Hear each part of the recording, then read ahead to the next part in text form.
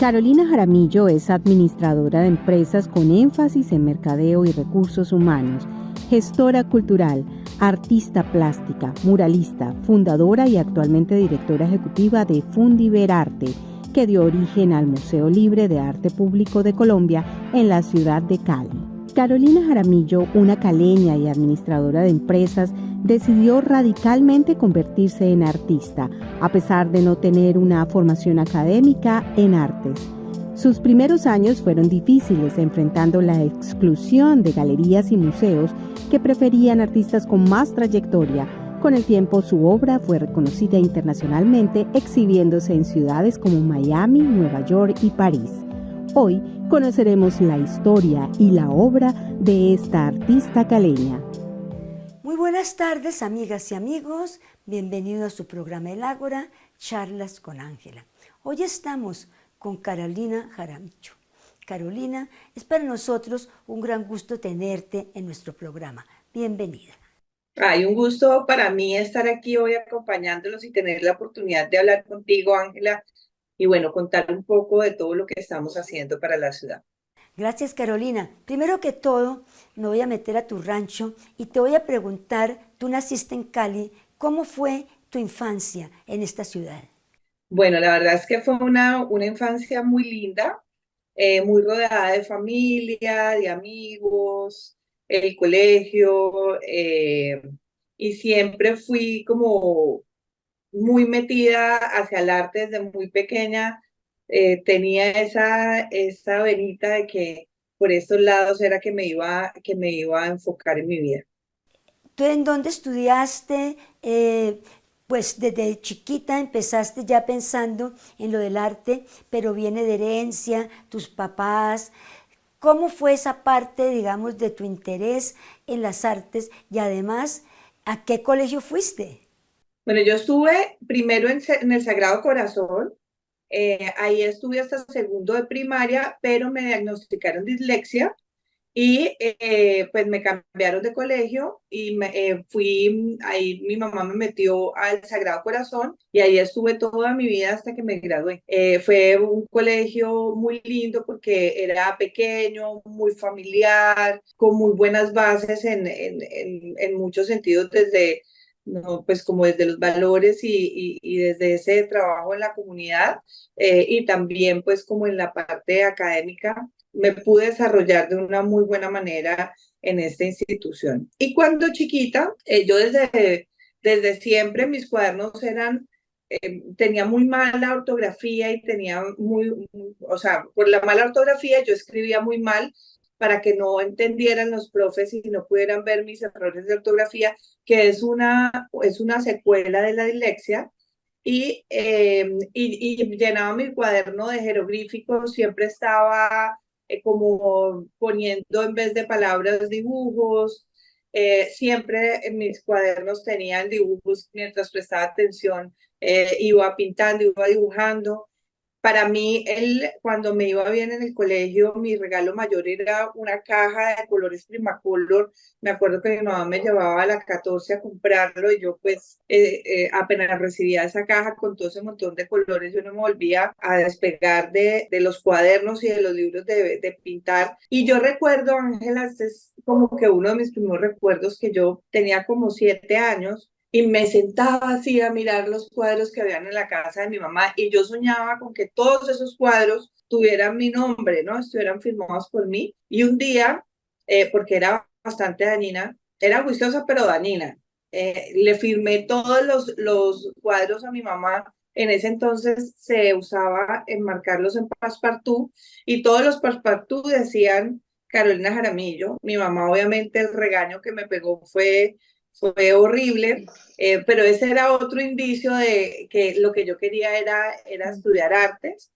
Pero yo era muy tímida. Mi hermana estaba estudiando pintura, le compraban pasteles y óleos y todo, y yo la veía pintar y yo decía, no, que es esta delicia, yo poder tener eso, pero me daba pena pues como meterme hacia ese lado. Entonces yo pintaba como en secreto. Y en el colegio, a las mujeres, yo toda la vida hice manualidades con mi abuelita, con mi mamá, pero en el colegio le daban a las mujeres clases de manualidades y a los hombres clases de dibujo arquitectónico. Entonces yo pedí que yo entregaba la manualidad, pero que me dejaran ver las clases de dibujo arquitectónico. Entonces allí empecé con todas las bases de perspectiva, de volumen, y empecé pues como a explorar un poco más técnicamente la obra. Mi mamá me vio y bueno, yo dibujaba, pero dibujaba en secreto, ¿no? Y entonces estaba con un amigo en una feria, vendían algo, no sé, y yo estaba dibujando unos bodegones así en volumen, en lápiz, y él me dijo, no, yo quiero una obra, hacerme una obra así. Entonces yo dije, él me dijo, yo te compro todo. Y yo dije, ay, no, y si lo daño, y me dijo, no, no pasa nada, eso se rompe ya, eso es barato. Y así fue, le hice mi primera obra.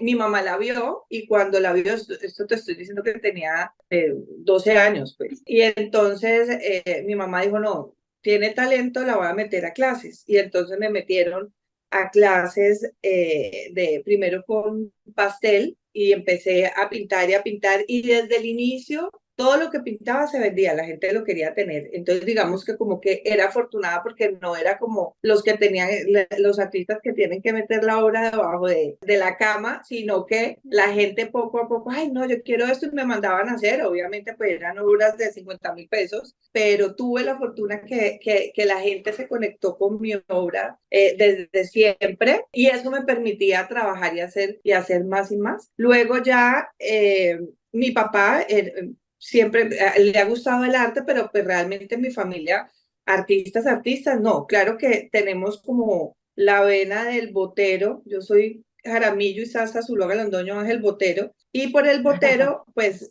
venimos de la misma línea de Fernando Botero, entonces por ahí seguramente que viene ese gusto. Y entonces ya luego empecé con otros profesores, estuve con la maestra Matilde Zuluaga, que recientemente murió, y ella ya me ayudó a entrar a explorar ya con el óleo, con la pintura, el vinilo, ya otro tipo de arte. Y bueno, toda mi vida exploré e investigué mucho sobre cuáles eran las técnicas, los materiales. Desde muy chiquita tuve taller de arte porque eh, mi mamá tenía un negocio que se llamaba Tejer y Coser. Yo no sé si a ti alguna vez te habrá tocado y ella se fue a trabajar por primera vez y yo pues me enloquecí en la casa. La falta de mi mamá me hizo que perdiera como 7 materias. Entonces mi mamá me dijo, no señora, usted viene para acá y me hicieron mi primer taller de arte. Ahí tenía manualidades, hacía flores secas, floristería, modistería, de todo, y pues dentro de eso también pintaba. Entonces tuve la oportunidad siempre de estar investigando y de estar muy cerca a la creación y como al oficio. Y bueno, ya luego, más adelante, tuve el acompañamiento de otros grandes maestros que la vida me permitió trabajar con ellos, y ir madurando mi trabajo ya con proyección internacional. Carolina, te vamos a mostrar unas fotos y tú nos dirás qué piensas. Bueno, ese es nuestro museo, el sitio donde partes del museo en diferentes lugares de la ciudad. Y bueno, es el trabajo, es un poco las memorias del trabajo que hemos hecho desde el MULI. El tren que es, digamos, recuerdos de la infancia, recuerdos de mi abuelo, y que seguramente muchas de estas generaciones, de mi generación, lo recuerda con mucho cariño. Bueno, Carolina, el Museo Muli, cuéntanos qué es eso, de dónde salió esa idea. Bueno, el Museo Muli es un museo de cielos abiertos. El 25 de mayo del 2012 nace el museo y en septiembre del 2012 nace la primera bienal, una bienal que bueno, trajo 75 artistas muy importantes de diferentes partes del mundo y se construyeron esos pabellones que todavía hoy están vivos, como el estadio, las estaciones del Mío de Menga, que es una de mis preferidas. Y después de la Bienal, que tuvimos un revés económico bastante importante porque el muralismo y el arte público se convierte en mi obra ya del colectivo hacia adentro y se logra fusionar como ese trabajo consolidado allí para el desarrollo como de mi oficio como tal, cómo veo el arte, cómo lo siento y cómo el arte debe estar siempre al servicio de los seres humanos pues, para hacer su vida de una manera mejor. Y hace 9 años, bueno, estábamos en diferentes lugares de la ciudad y hace 9 años llegamos al edificio de la antigua estación del tren con todo ese recuerdo de lo que significaba el tren, del edificio que me evocaba a mi abuelo, pues que era uno de mis seres preferidos, y allí logramos que nos dieran esa sede y empezamos a transformar un espacio que estaba abandonado ya como la sede principal del museo, como lo conociste en estos días que fuiste. Carolina, entonces el muralismo llegó a Cali, o sea que digamos las obras que hicieron en las paredes, me imagino, porque el muralismo es hacer obras al aire libre en las paredes o en sitios donde no se van a borrar. En este momento hay obras en muchos sitios en Cali donde que uno pueda visitar. Claro, o sea, el muralismo ya existía en Cali, lo que pasa es que estaba más hacia la corriente del grafiti. Entonces, la gente como que no valoraba, no entendía cuál era la acción y el valor del muralismo para la ciudad. Nosotros trabajamos muralismo y arte público. O sea, cualquier tipo de expresión que se haga en el espacio público, ya sea escultura, una exposición documental, fotografías, grafiado, un performance, food art, o sea, de todos los tipos de corriente, porque había un principio y es que los artistas no tenían cómo vivir del arte, necesitábamos desarrollar un público que quedó abandonado cuando todo el proceso del narcotráfico, las galerías se dedicaron a vender a este público obras de mucho valor, pero todo el resto digamos, como el mercado quedó sin desarrollarse y necesitábamos volver a que la gente se conectara con el arte. El arte es algo inherente en el ser humano, pero la gente lo debe poder entender y empezar como a dialogar. Entonces, decíamos, ¿cómo es la mejor manera? Pues atropellando a la gente con arte.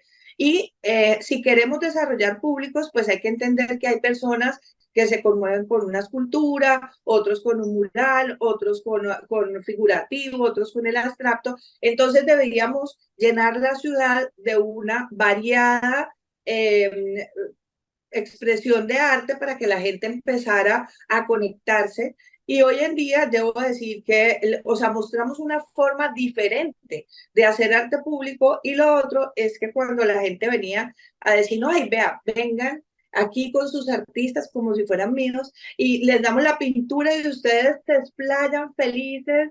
Y les decía yo, no, es que su primera responsabilidad es pagarle al artista, porque si al artista no le pagamos, significa que va a ser un artista que va a trabajar el arte como hobby y no como una profesión oficio, y entonces la calidad de la obra pues no va a ser adecuada. Entonces empezamos como a educar también al público para que contrataran a los artistas y hoy en día de verdad que tenemos un desarrollo económico de los artistas de arte público, pues bastante interesante y hay una valoración de las obras, hasta el mismo graffiti, porque a mí a veces me decían, no, es que esos grafitis tan feos que hacen, en cambio los del estadio esos sí son obras de arte, y yo les decía, los del estadio todos son grafiteros. Lo que pasa es que no es la corriente la que determina, sino la calidad de la obra, lo que realmente determina la profundidad y la pertinencia del arte. Muy interesante, Carolina. ¿Verdad que? Y casi se puede decir que pues sí, más o menos tenemos idea que eso está pasando en Cali, pero Cali es una ciudad con tanta cosa que a veces uno no se da cuenta de estos movimientos tan importantes que están pasando en la ciudad. Carolina, lo que tú nos dices es pues una sensación, diría yo, nosotros vivimos en esta ciudad y no siempre conocemos. En realidad yo sí había conocido lo que era la estación, los murales de Tejada, y pues y fue muy especial volver y conocer todo esto, pero sobre todo ese auge del muralismo y de la diferencia entre el muralismo y el graffiti y lo de las bienales. Cuéntanos qué hay ahora hacia el futuro. ¿Qué están ustedes planeando? Bueno, pues en este momento estamos organizando la séptima Bienal Internacional de Muralismo, que los invitamos a todos. Va a ser del 18 de septiembre al 5 de diciembre. La Bienal es un evento que tiene arte en vivo, que tiene exposiciones, una parte pedagógica. Tenemos el Congreso Internacional que se hace de manera digital, donde invitamos a diferentes organizaciones del mundo a que cuenten cuáles son sus experiencias de transformación de los entornos, cuáles son esos casos de éxito y los que no. Bueno, y el museo sigue creciendo, sigue evolucionando. En el edificio de la antigua estación del tren, que inicialmente era un edificio, es un edificio magnífico que se había convertido en un no espacio de la ciudad, tenía las puertas cerradas para el público y logramos que hace ya 7 años las puertas estuvieran abiertas, y allí estamos haciendo un homenaje al maestro Tejadita, con una de las salas de exposición para contarle a la gente quién fue Tejadita, realmente cuál fue este maestro que Cali está en deuda con él. Estamos también armando toda una historia muy interesante sobre el transporte, y también estamos alimentando con una alianza con la Universidad de Santiago, la experiencia de realidad aumentada como parte de nuestra estrategia transmedia, donde la gente va a poder vivir otra experiencia desde el recorrido, desde lo paranormal, pues ahí con historias de realidad aumentada y los fantasmas del tren, muy, muy interesante. Y siempre el museo está buscando cómo innovamos, cómo continuamos hacia adelante, cómo seguimos trabajando no solamente desde este tesoro que es el edificio de la antigua estación del tren, sino desde los diferentes lugares donde hacemos intervención. En los diferentes municipios hemos logrado hacer desarrollo táctico, hemos podido construir esculturas tan importantes como el de la luchona, las ballenas en Buenaventura, en el Malecón, y ahorita acabamos de terminar el colibrí de ahí de la biblioteca departamental. Y bueno, seguimos buscando continuar con este tipo de proyectos que puedan transformar esos entornos y así poder no llevar la gente al museo, sino llevar el museo a la gente, generando empatía territorial y autoestima social para construir un arraigo mayor en nuestros ciudadanos hacia nuestro territorio. Qué interesante eso de llevar el arte hacia la gente, porque ese arte es el arte que finalmente queda, el que queda en los espacios públicos, en que todo el mundo lo puede ver, y pues sí, ver tanta cosa que es como un supermercado, que uno como que no lo absorbe de verdad. Pero la idea de llevarlo a la gente me parece una idea increíble, fabulosa. En esa parte, digamos, de lo del colibrí, ¿qué artistas son los que hacen esa obra o cómo llegan los artistas? Bueno, dependiendo del proyecto, nosotros hacemos una selección y tenemos un equipo interdisciplinar con escultores, pintores, maestros de obra, mosaicistas, para poder construir proyectos de esta magnitud. Siempre dependiendo de lo que necesite el desarrollo de la obra, pues así se contrata al personal. También la Bienal es un evento que lo que hace es hace una convocatoria, los artistas muestran su trabajo y desde allí se hace una curaduría para, dependiendo de la propuesta y el sitio donde va a quedar la obra, cuál es el artista idóneo y la expresión idónea para poder hacer esa intervención en el espacio público. Y bueno, ahora que tú decías, ahí quiero hacer como una cuñita, cuando tú decías hablabas de los museos, Mira, los museos tenemos una responsabilidad supremamente importante con nuestra ciudad, con nuestra memoria, nuestro patrimonio, y el Valle del Cauca tiene más de 64 museos que muchas de las personas no lo conocen, y la verdad es que vale la pena ir, recorrerlos, visitarlos, conocerlos, para realmente conocer esa historia de nuestra región y ese patrimonio que tenemos tan importante en nuestras ciudades. Sí, bueno, y por ejemplo, si una persona, tú dices que están abiertos a todas las expresiones artísticas, o sea, escultura, fotografía, todo tipo de expresiones artísticas. Sí, sí, señora, un performance. Por ejemplo, trajimos un artista de Bolivia que hacía un performance de food art, era arte con comida espectacular. No, puede ser una exposición de fotografía pequeña o puede ser la creación de un mural de 6 pisos, o sea, depende digamos que se recibe todo tipo de artistas con sus propuestas, y lo que hace la curaduría es que cada uno de esos artistas miramos cuál es el lugar idóneo para desarrollar su trabajo. Bueno, ya para terminar, ¿cómo se financian? Bueno, nosotros tenemos, digamos, productos y servicios como las visitas que van al museo, tenemos el café, tenemos nuestra tienda, vendemos objetos de arte, nos encargan a veces murales, y entonces, o esculturas, las vendemos, pero realmente nuestra fuente mayor son los proyectos. Entonces, proyectos conseguimos recursos, ya sea por estímulos, por concertación, o por proyectos especiales, ya sea con gobernación, alcaldía o ministerio, o con algunas fundaciones privadas que también nos contratan. O sea, nosotros ya tenemos una metodología de trabajo por medio de nuestros programas. Tenemos 3 tipos de programas distintos, y muchas empresas que necesitan hacer su trabajo social, entonces nos contratan para que nosotros hagamos ese desarrollo, como lo fue Siloé, que nos contrató Compromiso Valle para desarrollar toda la Isabel Pérez. Entonces ahí se trabaja con la comunidad, se hace todo un desarrollo, y luego ya esos lugares le quedan a la ciudad y a la comunidad, pues.